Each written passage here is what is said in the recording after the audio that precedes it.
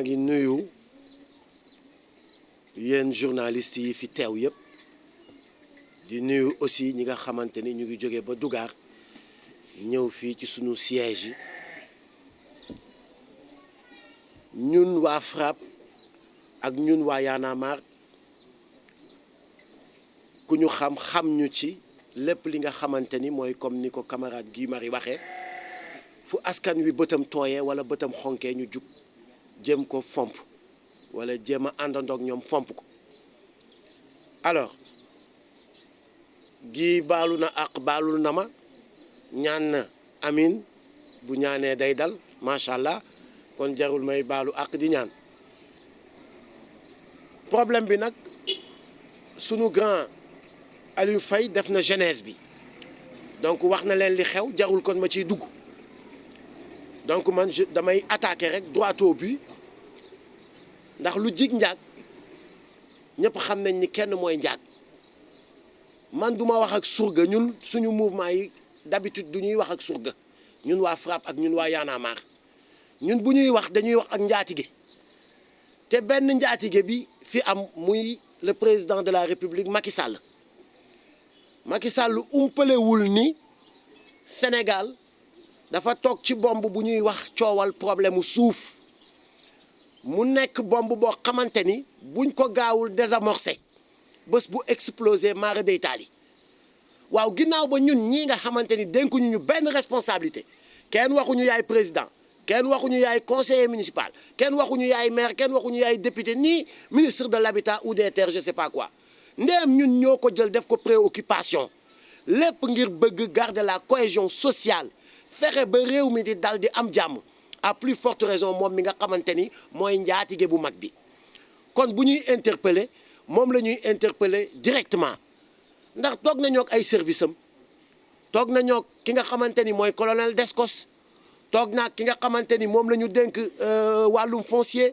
toog naa ki nga xamante ni mooy urbanisme toog naa ki nga xamante ni moo yor habitat donc ñooñu ñëpp xam nañ ni rendre nañ ko compte kon le président de la République Macky Sall bàyyi sa tëx-tëxlu gi kilifa bu nekkee ci kër ay ginaar bu ñuy jote sax na daw àtte te xam ni bés bu coow li éclaté dina yegsi ci sa kaw te bu agsee ci sa kaw dina fekk mu trop tard Macky Sall le président de la République jugal nga régler coowal suuf si am Sénégal balaa moo jur musiba fan yële passé ma gis bi fi coowal mbir moomu amee ba mu indi fi lim fi indi ba ñu ci jógee ma gis mu am taxawaay bi ne man de sama waa dëkk danoo mer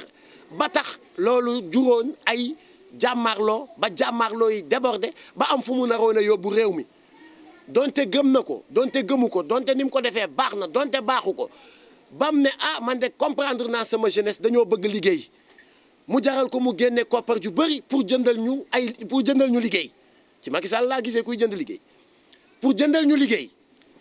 waa donte baax naam baaxul yooyu yëpp ça n'a pas de sens li am solo mooy nopp boobu nga dékk sa askan sa jeunesse ba ne dañoo soxla liggéey di nga fexe pour saafara ko nopp boobu nga lañ bëgg nga dékkaat ko sa askan bi nga xamante ni dañoo am problème mu suuf parce que problème dañ koy anticiper ni ñuy anticiper problème mooy yaa ngi dégg ni coow a ngi am nga la waaye taxawal nga jël question bi nga régleel ko sa bopp su fekkee say service dañoo incompétent mëtee wuñu ko maanaam wala bu fekkee ña nga ko dénk mëtee wuñu ko jëlal ko sa bopp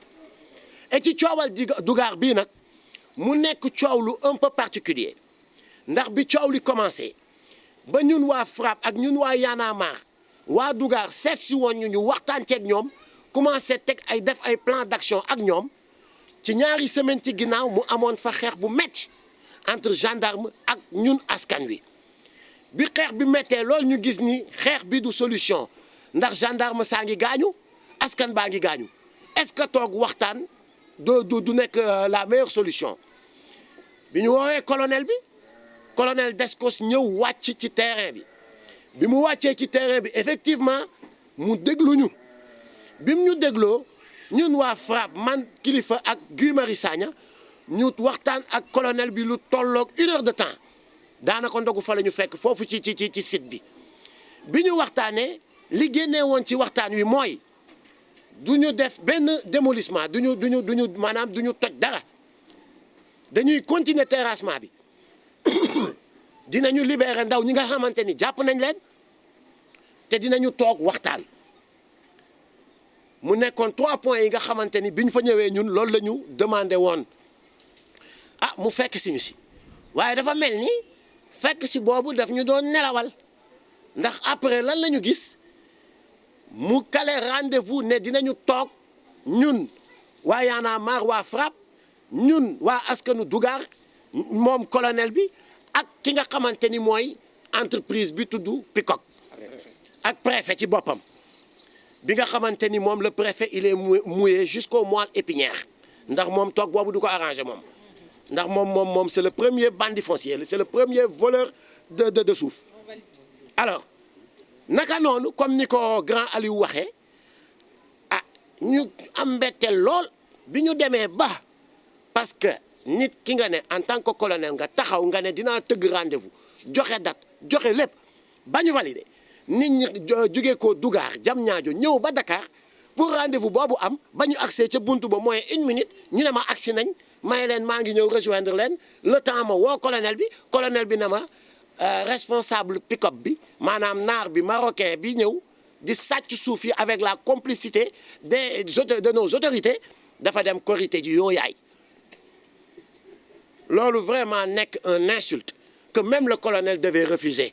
parce que y a pas plus important dara ëppul solo ay askan yu war a toog di xeex ak di gaañante ñu bàyyi korité ki tabaski ak takkum jabar lépp teg ko fa la lijjanti loolu ba noppi parce que dama jàpp ni tabaski balaa neex dëkk bu dal la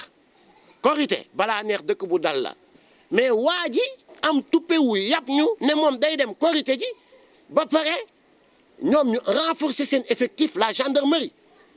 dolli fa ay gendarme dolli ay tracteur pour di gën a mën a déguerpir ak di terrasser di tabax au moment où waa ji nekk fële Maroc moom di korité ba lii mujj am nii am mooy ñu xëy askan bi tamit séeréer saafeen yi nekk ay bañkat bi ñu xëyee gis ni autorité yooyu li ñu waxoon dara amu ci ñoom ñu xëy demaat jëlal xeex bi seen loxo te liñ ciy rafetlu mooy bi waa FRAPP ak waa Y'en a marre taxawee wax ak askan wi askan woowu am hauteur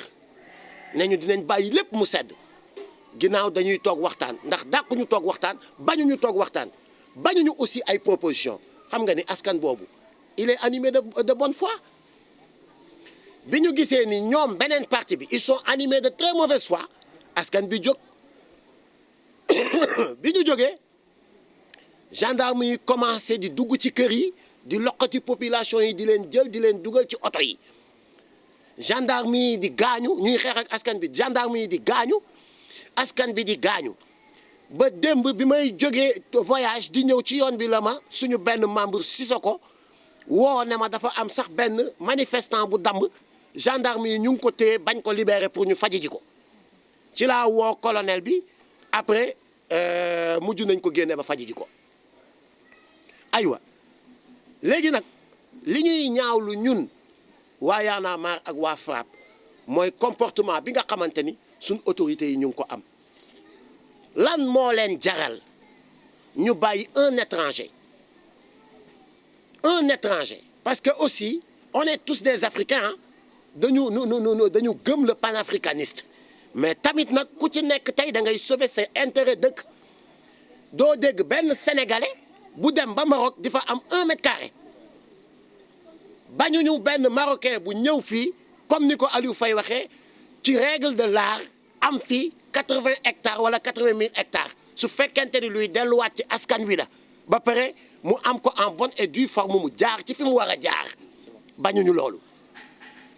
la ñuy bañ kañ mooy fekk askan yi am seen suuf sa am këyit ñu am ci seeni propre projet ñeneen ñëw di sàkketoo yoo la yaay machin affaires sociaux logements sociaux lu baax la bëgg nañ ko bëgg nañ ay dëkkuwaay kay yu yomb waaye nan lañ koy amee dëkkuwaay yu yomb yooyu dañuy ñëw foq ci suufu askan bi askan boo xamante ni nee na la pare nañ pour waxtaan askan boo xamante ni nee na pare nañ pour ngeen defal ñu ay proposition bu fekkee da ngeen gis ni logements sociaux yi fii la gën a baaxee nañ leen waxtaan ñu xool nañ leen koy bàyyeewee ngeen proposé ñu askan bu la wax loolu askan boobu xam nga ni askan yooyu kenn gënu leen nekk ay patriote kon dafa am luy ñuul ci suuf ba tax na peut-être ñoom bëgguñ loolu am léegi nag xoddiku balaa ngaa lakkale le président de la république monsieur Macky Sall yëg nga coowal foncier yëg nga coowal suuf li am ci Sénégal am na loo xamante ni ñun duñu ko nangu te duñu ko bàyyi mu jàll wax nañ leen ko te dinañ leen ko waxaat bërki dem boo njaay gis ngeen bi fi sama camarade bi sama xarit sama doomu day demee ñaaniñ jëf dañ ko fa def te la ko fa yóbbu woon du lenn lu dul waxtaanee mbirum suuf suñ demee ba ñun askan bi nag yéen ngeen tële liñ leen dénk ngeen doxal ko ngeen tële ko ba ñun ñu koy wàcc di ko régler suñu bopp ba jàmmaarloo di ci am vous avez échoué te yaakaar naa ni échec moom kenn soxlawu ko sur ce damay profito bokkul woon ci conférence de presse bi mais di joxe rek benn rendez-vous bu ndaw a ndaw boo xamante ni mu ngi am le 30 fële ca Nianing képp ku nga xamante ni sénégalais nga bu bañ injustice képp ki nga xamante ni sénégalais nga bu bañ ñu noot la ñun waa FRAPP ñun waa Y'en a marre ñu ngi lay jox rendez-vous à Nianing pour continuer li nga xamante ni moom la ñu tàmbali woon pour wan leen aussi ni leen intimidation bi du jàll ci kàttanu yàlla ak mbaaxam